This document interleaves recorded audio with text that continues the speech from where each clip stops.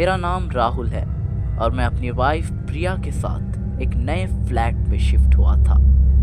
Flat एकदम नया चकाचक था, बट एक चीज़ पुरानी थी और वो चीज़ थी एक पुरानी वॉशिंग मशीन जो पहले से ही बाथरूम में पड़ी थी। बिल्डिंग के चौकीदार ने कहा था, सर ये वॉशिंग मशीन यूज़ मत कीजिए, नया ले लीजिए, ये अच्छी नहीं है।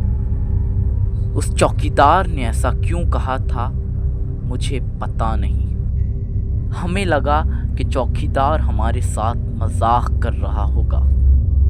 मेरी वाइफ प्रिया ने जब मशीन को चलाया तो मशीन अच्छी तरीके से चल रही थी, लेकिन एक दिन रात को जब हम लोग सो रहे थे तब अचानक बाथरूम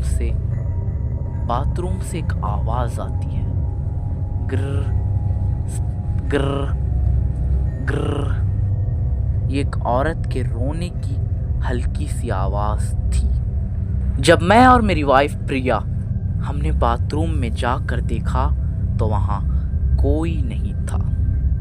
इसे वहम समझकर हम लोग सो गए। लेकिन एक दिन मेरी पत्नी प्रिया जब कपड़े धो रही थी वॉशिंग मशीन में, लेकिन अचानक से उन कपड़ों में लाल कलर आने लगा। और वो लाल कलर क्या था, जबकि प्रिया ने तो कोई लाल कलर नहीं डाला था। प्रिया परेशान थी और उलझी हुई थी। और उसी रात उसी दिन मुझे एक सपना आता है और वो सपना कुछ ऐसा था कि आप सुन लेंगे तो आपके रोंगटे खड़े हो जाएंगे। उस सपने में एक औरत रो रही थी भीगे कपड़ों में। उसका चेहरा साफ नहीं था और वो कह रही थी, मेरे कपड़े लौटा दो। और मैं अचानक से उठा और मेरा सपना टूट गया। मैं अभी भी परेशान था और थोड़ी छोटी सी हल्की मुस्कुराहट मेरे चेहरे पर थी। मुझे लगा ये सपना मुझे ऐसे ही आया होगा।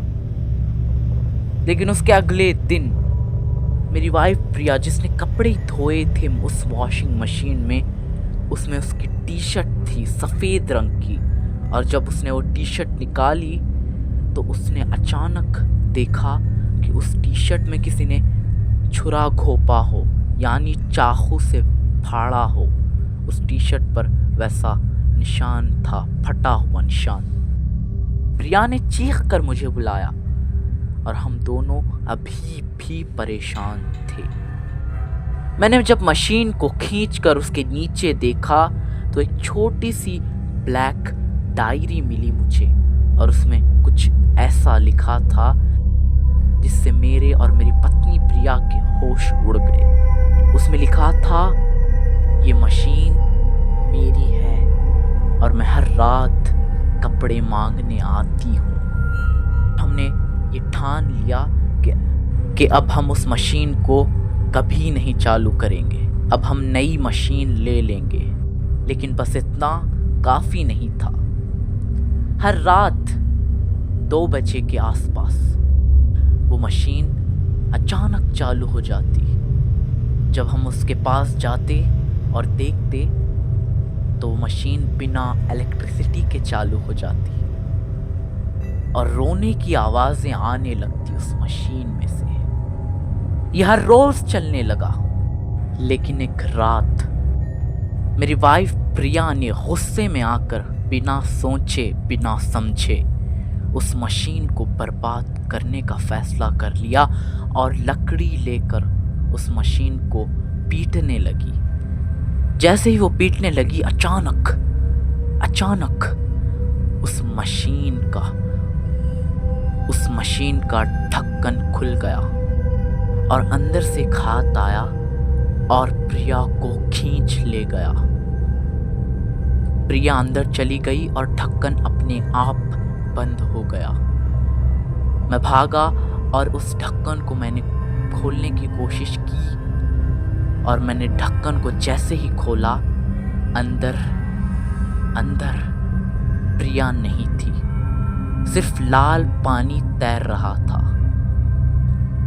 मैंने अंदर हाथ डालकर भी देखा लेकिन वहां पर कोई नहीं था। प्रिया कब गई, प्रिया कैसे गई, कोई सबूत नहीं मिला। मैं आज भी उस घर में अकेला हूँ और वो मशीन अभी भी वहीं है। मैं उस घर में अभी भी अकेला हूँ, इस उम्मीद में कि मेरी वाइफ प्रिया मुझे अभी भी मिल जाएगी। आज भी वो मशीन अचानक चालू होती है और उसमें कोई कपड़े नहीं है, बस प्रिया की सैंडल और उसकी वॉच अभी भी कभी कभी फिरती हुई नजर आती हैं और उस मशीन से ये आवाज़ें आती रहती है, बस एक और वॉश बाकी है। ये कहानी आपको कैसी लगी? अगर अच्छी लगी हो तो कमेंट सेक्शन में हाँ ज़रूर लिखें।